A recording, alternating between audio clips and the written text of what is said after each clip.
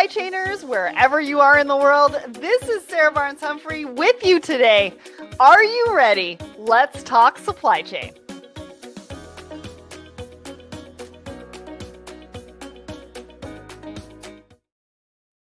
Hello, everybody, and welcome to Thoughts and Coffee. My name is Sarah Barnes-Humphrey. I am the founder and host of Let's Talk Supply Chain, the Blended podcast, and founder of the Blended Pledge. And I'm coming at you live from Orlando because I am here for the Gartner Conference, seeing all sorts of friends and clients and so many amazing brands in the industry here in Orlando. So it's been fun. I've had some time with Daniel Stanton, Mr. Supply Chain, and I had some time on Supply Chain Now with Scott Luton as well. I think that episode is probably coming out just in a few days, but this is an exciting show. We've got Ted Wong, who's going to be coming on and talking all about investments. We're going to be talking about a market update and so much more. So stay tuned. But before we do that, I do need to give a shout out to our show sponsor, which is the Secret Society of Supply Chain. This is our newest membership group and community. So go and check that out, secretsocietyofsupplychain.com. We have something for everyone. We've got Woman in Supply Chain Connections, Supply Chain Marketing Masters Program, plus we have Secret Society of Supply Chain, where we're doing virtual events and so many other things. If you are tuning in, let us know where you're tuning in from in the comments. We love to hear from you throughout the show, even if it's a comment, a question, an emoji. Make sure you throw those into the comment section. All right, let's get to it. So we've got a brand new episode. This is episode 466, and it's one of our Woman in Supply Chain episodes. Now, we recorded this on site at the Woman in Supply Chain Forum in Atlanta last year with Alexia. She's got a great story. She's talking all about her career and what that's looked like. She's giving us advice on how to get into a career like hers and so much more. So go check that out wherever you listen or watch the episode, over on Let's Talk Supply Chain, YouTube, Apple, Spotify, LinkedIn. We've kind of got it everywhere. So go and check that out because you can't really miss it. Now, Friday at 10 a.m. Eastern, Eric Johnson is going live for TPM today. He's going to be talking about mastering AI in trade. So customs, compliance, and your competitive edge. Now, this is a must-attend event. Even if you can't attend it live, click the attend button and we will send you the link so you can get caught up on everything that they were talking about. I mean, we're going to be talking about AI today as well, but customs, compliance, some of those things you're going to want to tap into to make sure that you are gaining competitive edge over the market.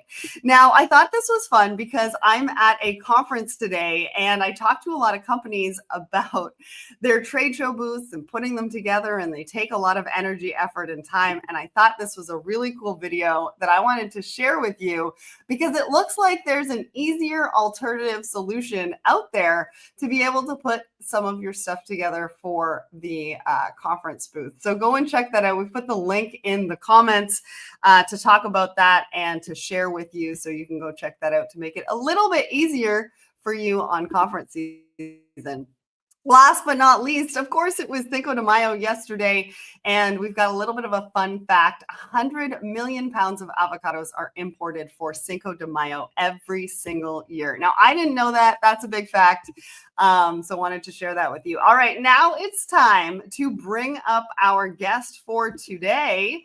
Ted, welcome to the show. Hi, Sarah. How are you? Thanks for having me today. Yeah, I'm so excited to have you on the show. So for anybody who doesn't know who you are, tell us who you are, what you do, and a little bit about yourself. Sure thing. So my name is Ted Wong, and I lead the software and technology investment practice at a private investment firm. Have been actively investing in supply chain technology and services companies for the past decade. So have pretty much looked at every mode of supply chain, every stage of company, from early startup to growth to mature, and just so delighted to be here and to be able to discuss some interesting topics in supply chain. Right. And there's so much going on right now. Like, we're going to get to the market update in just a minute because I want to pick your brain as to what you're hearing, what you're talking to people about.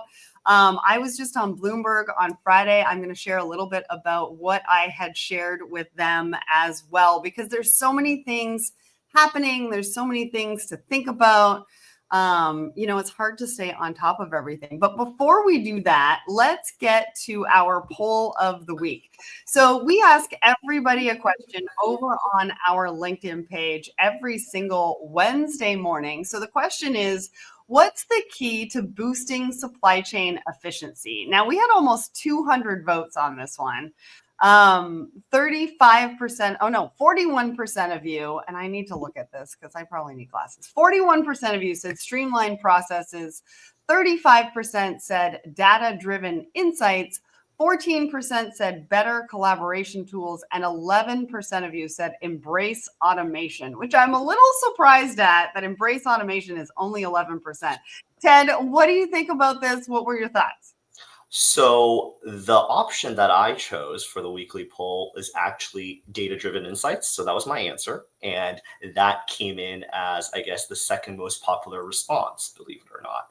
And I am not surprised in some ways by the streamlined process and data-driven insights being the top two, given, I think, when I look at a lot of the businesses that I invest in, those tend to be, I think, the value proposition of what those companies deliver. And so in many ways, that's what the market wants, and that's what customers and partners are looking for. So this in many ways aligns with what with, I guess, my personal experience and what I've seen in the last few years.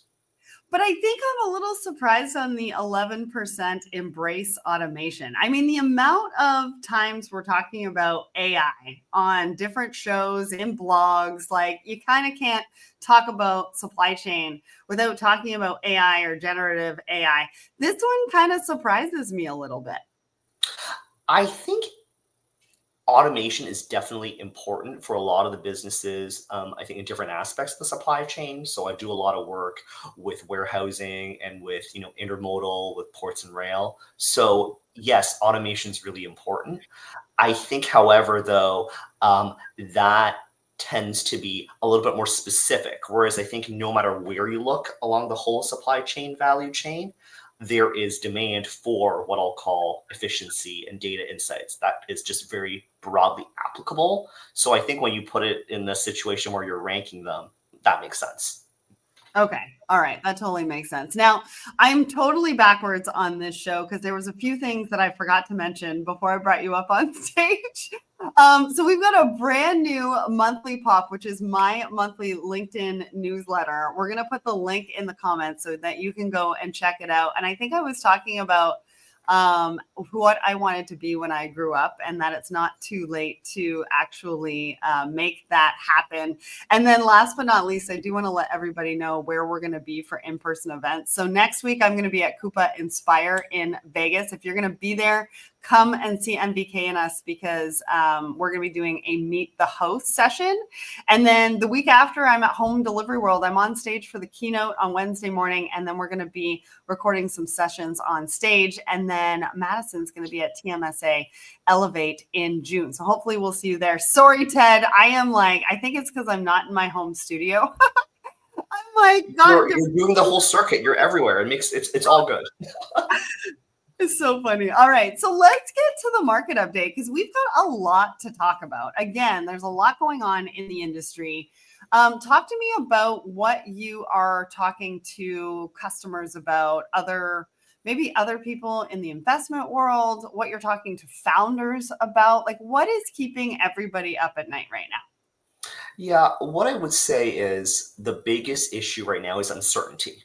And that's largely driven by the fact that the current tariff environment just isn't fully settled yet, Sarah. And I'm sure you're hearing this a lot from the folks that you're speaking to, in the sense that we don't know where everything's going to shake out with different countries. And it's making people nervous, right? Because tariffs, and to the extent, that passes through in terms of prices to different goods and services, we're all concerned what that means. And while that's just the general, what I'll call environment and context that we're operating under. What I would say though is for those investors who are active in supply chain, we see it as somewhat of an opportunity because we're focused on finding businesses that can help, I guess, their customers and their partners work through this tariff environment. And we feel like those who come up with what I'll call good solutions and good, what I'll call risk management tools are then positioned to succeed in the coming future. So we view it as, hey, there's a lot of focus on what's happening in the supply chain in light of this environment. So let's see what we can do to, address that. And that means, a lot of work for us investors. And it's in some ways, it's kind of exciting. Yeah, so Boris agrees with you. He says, I think that today it's important to do a good risk management, strategy in supply chain. So he totally agrees with you. And it's actually one of the things that I talked about when I was on Bloomberg on Friday. So they were asking me about cargo slowdowns. They were talking about tariffs. And we were talking about the uncertainty. But we were also talking about how the cargo slowdown is going to affect everybody. And I said to them, I said, listen, we're not really going to see it as consumers potentially until like September, October. If we've got a slowdown right now, and I've been talking to a few people at Gartner about this, and we're going to talk about that slowdown in a minute.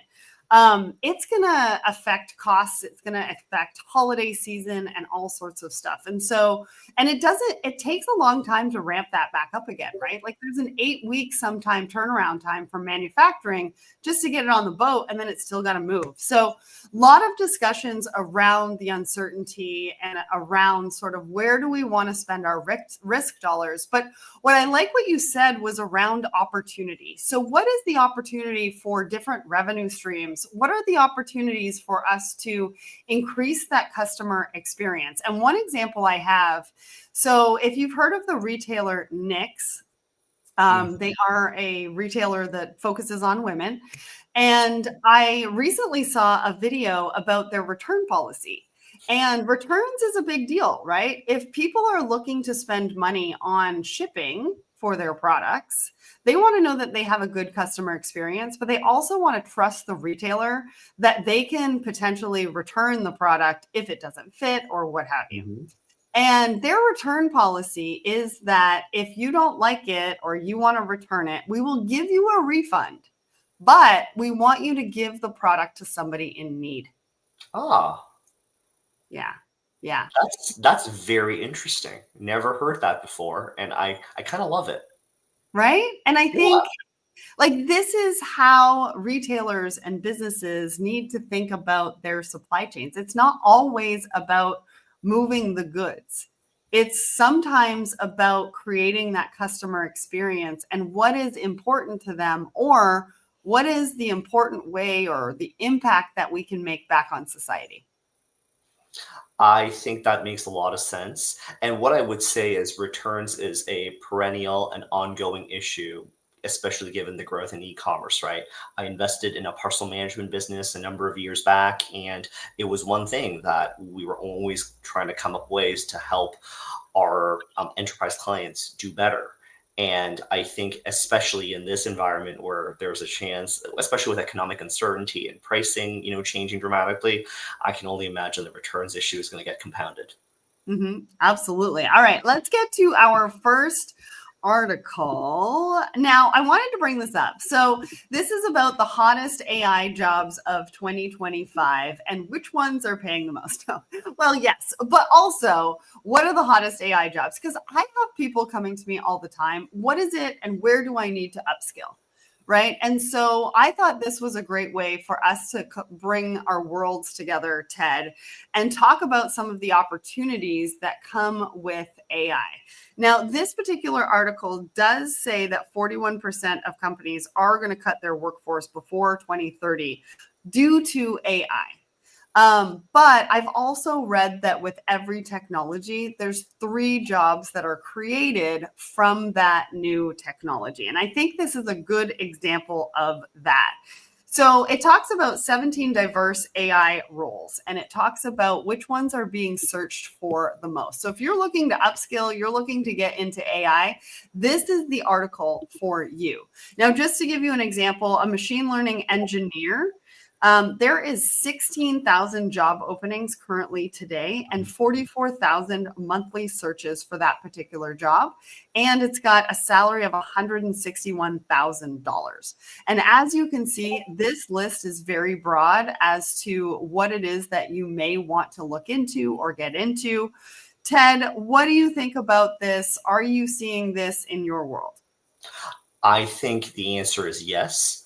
Across pretty much all of my portfolio companies that I work with and that I've invested in, there is extreme focus right now on how we can embrace and integrate AI into our business in terms of improving our process, in terms of improving our product, and basically just increasing, I guess, the value proposition that we can deliver to customers. Because at the end of the day, we don't buy that, hey, AI is going to be the be all and end all for all jobs and what we do. If anything, we view it as a new technology and a tool that can improve what we do. But in order for us to do that, it means we need to hire talent who can take the latest, what I'll call knowledge about AI, and integrate that into our business, which is the supply chain business, and deliver kind of a real value added proposition there. So that's my roundabout way of saying we are hiring for AI oriented roles and engineers and developers within our business. And there is a real demand and there is not enough talent. That is just a fact. Mm-hmm. Yeah, and I want to point out that not all of them are, or not all of the roles are technical. Number 9 on the list is AI product manager. And this talks about how this role is where they analyze and evaluate both technical knowledge and strategic vision to bring AI tools to market, which I think is an important point to note. So you don't always have to have a technical background to be able to be covered under some of these AI roles. Sometimes you just need to have the knowledge and be able to maybe evaluate some of the tools that your company is considering and to be able to provide real-time feedback on whether they're the right fit for the process that you're looking to potentially automate. But then also there's a lot of AI technology companies that are coming to market, and they also need people who can explain it to the market as to how they can help and all that kind of stuff. I would agree with that completely.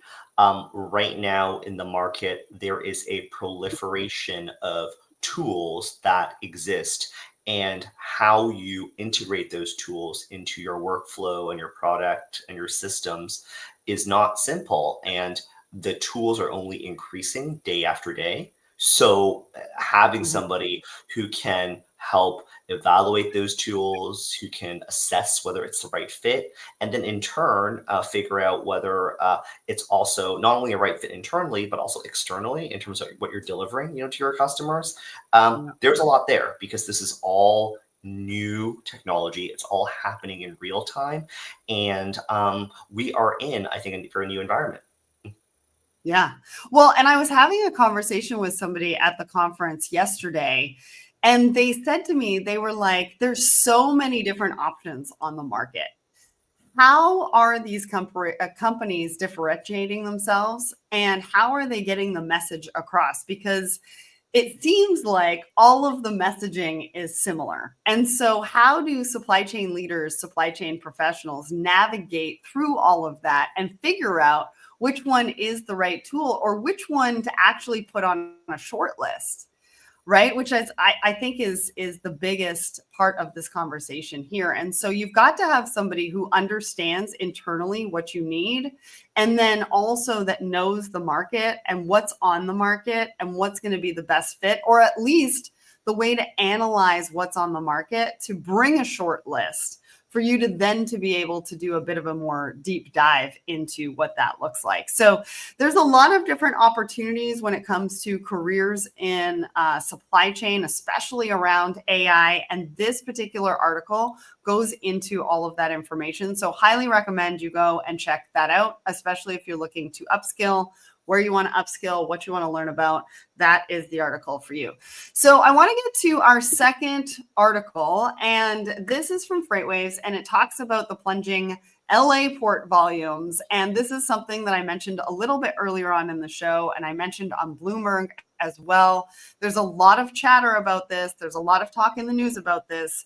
And the Port of LA has come out and said 35% decline at the Port of Los Angeles.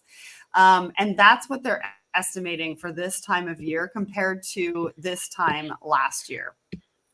And I just want to point out that this is obviously because of some of the tariffs.